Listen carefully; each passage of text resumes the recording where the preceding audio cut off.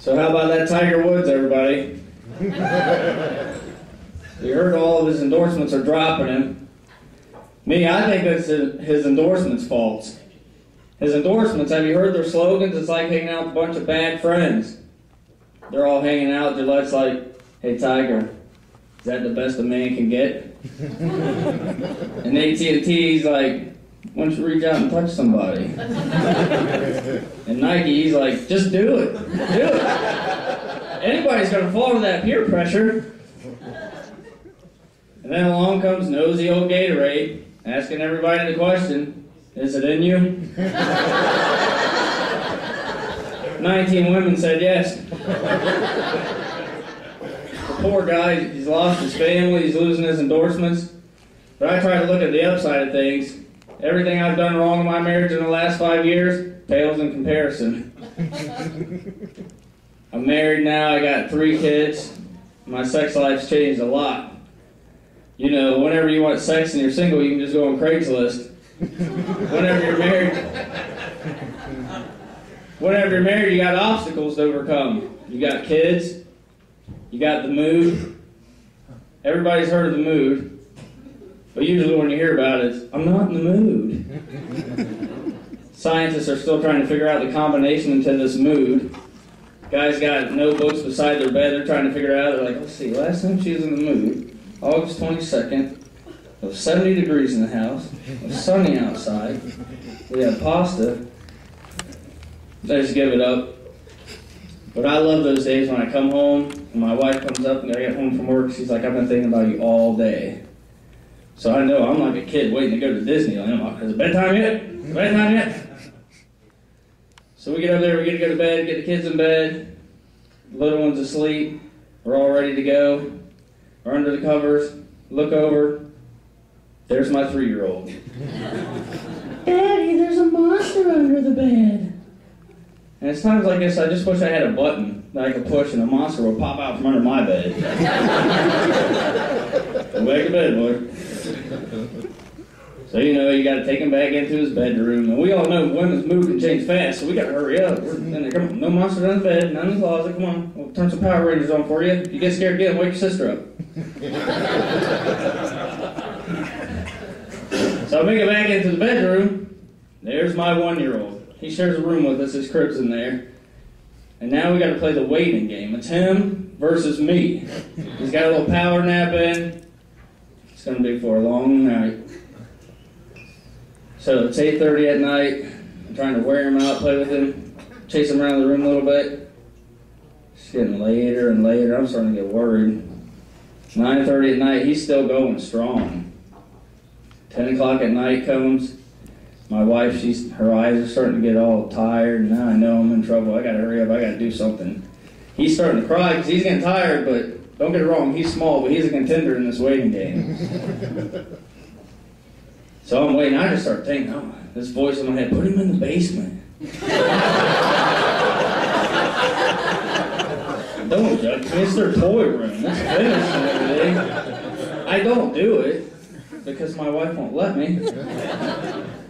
And I know her eyes, I'm freaking out. What do I got to do? So I just pick up the phone, call Children's Services. Apparently they have no service for this, so... And you got to wait till the next morning to get them into foster care, so I know I'm in trouble.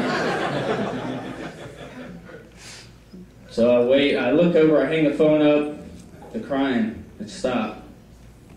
But now they're both asleep. So I look over at my wife, she's so sweet and beautiful and sexy, and I look over at my son, he's so sweet, my arch nemesis. And now I'm sexually frustrated. You can't sleep. Can you sleep? When you want to have sex, you don't get sex, you can't sleep. So I'm laying there, I just start thinking. Some of my best ideas come at this time, you know that. So I start thinking, all of a sudden, it hits me. Similac PM. The no more whining, fussing, screaming, crying, get a better night's sleep formula. Now, I've been married 5 years, and you learn a lot whenever you're married. First lesson I learned was compromise.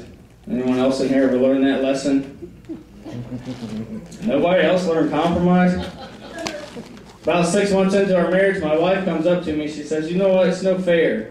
We're always hanging out with your family, we're never hanging out with mine. I said, compromise. We'll quit hanging out with my family. But in all fairness, our family gets together for everything. I've never seen people like this. They get together, they treat every holiday like it's Christmas. They get together for Halloween, Thanksgiving, Christmas, New Year's Eve, Easter, Daylight Savings Time. Every holiday. And they got tons of presents every holiday. I thought the present on Daylight Savings Time was getting to sleep in an extra hour.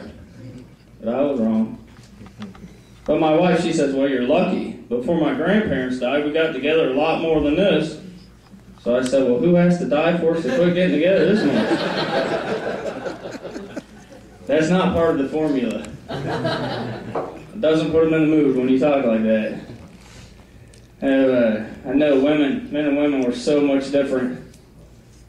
I know that you can notice, you ever go to the gym, and a woman, she can work out on the treadmill for 3 hours, never look in the mirror, not one time. A guy does 10 sets of push-ups, he's got to check the progress.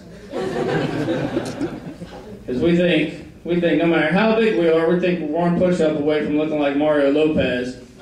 And women, they think they're one donut away from looking like Rosie O'Donnell.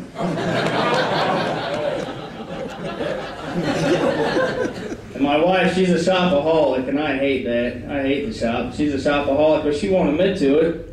But I keep finding Kohl's magazines under her side of the bed. She swears she just reads them for the articles, though. And me and my wife, we've been studying the Bible because I figured all the best tips for being married's got to be in the Bible. So I'm reading 1 Corinthians in there, and Paul says, women are not to speak in the church. Now, I was baffled by this.